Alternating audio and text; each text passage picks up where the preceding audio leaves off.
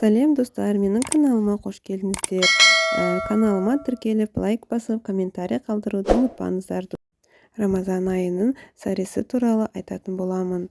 Қасиетті Рамазан айының берекеті таңғы сәресін ішу, қазақша айтқанда ауыз бекіту асы, бұны арабша сухр дейді. Сәресі уақытында өте көп берекеттер бар дейді ислам ғұламалары. Өйткені қасиетті айда сәресін ішу тек мұсылман баласына нәсіп болған. Бұндай берекелі ас басқа кітап иелеріне бұйырмаған.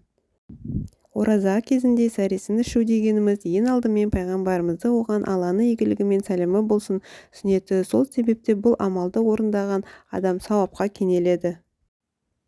Сәресін ішудің берекеті адам денсаулығы жақсарады, тәнге қуат береді.